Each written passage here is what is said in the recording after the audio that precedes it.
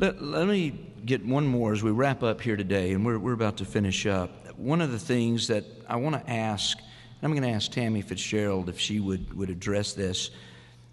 As pastors, and there's a number of pastors and leaders, Christian leaders that are throughout their churches in this audience today, would the failure of this amendment, if it were to fail, and heaven forbid the legalization of same-sex marriage become law in North Carolina, do you see that as a real threat to the churches and really to religious liberty as a whole? Can you just briefly touch on that? Yes, thank you, Dr. Harris. If you could put my slide up, slide number 9, I'd like to just show you that when marriage is redefined in a state to become genderless, there are legal consequences for anyone who disagrees with it. And what happens is there's a sea change of law. Everything from property rights to inheritance laws have to be changed because the assumption that underlies them, that marriage is between one man and one woman, has suddenly changed, and marriage is genderless. And so people who believe in marriage between a man and a woman are then treated like racists and bigots. And if you could move to the next slide, what people don't realize is that gay marriage means the beginning of the end of religious freedom. And in states like New Jersey, a church camp just had to close 3 weeks ago because it's a Methodist camp and a lesbian couple wanted to be married on the campgrounds. The church refused on religious grounds and they lost their appeal in court. And you can see the words of the court on the screen. The court said the Constitution allows some intrusion into religious freedom to balance other important societal goals. And what the court was talking about there was same-sex marriage or gay rights. It's also meant that religious institutions like Catholic Charities have had to choose between fulfilling their social mission as a religious organization or allowing adoptions to gay couples. And in cities like Washington and Boston, they've just closed their doors because they're not going to compromise their religious beliefs.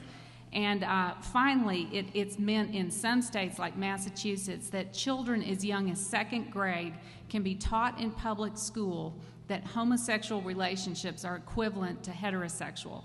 And this couple, Rob and Robin Worthland, sued their school system in federal court because their 2nd grade son came home after his teacher had read this book, King and King, and asked his mom if a prince could really marry a prince. The prince couldn't find a suitable princess, so he married a prince.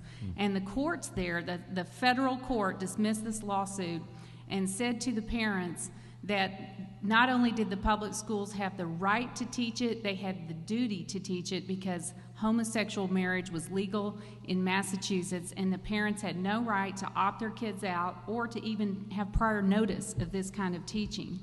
So what gay marriage means is that fewer and fewer children are going to be raised by a married mother and father. And Dr. Land talked about the importance of moms and dads and how children need both a mom and a dad. So I wanted to leave you with this. The opposition has a strategy based around children. And we've already seen it in one of their videos up on YouTube.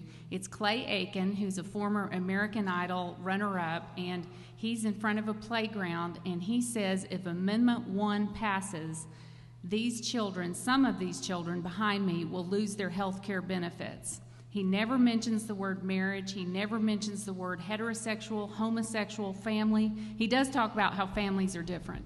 But this is their strategy, to deceive the public into thinking that, number one, the amendment is not about marriage, and number two, it's about children losing their health care benefits.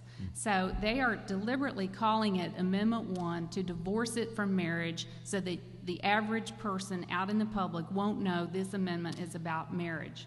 And I don't want you to be deceived. I want you to know the truth. The amendment is about protecting marriage. That's the primary purpose of it. And it's not called the Anti-Gay Marriage Amendment, the Gay Marriage Amendment, or Amendment 1. It is the Marriage Amendment.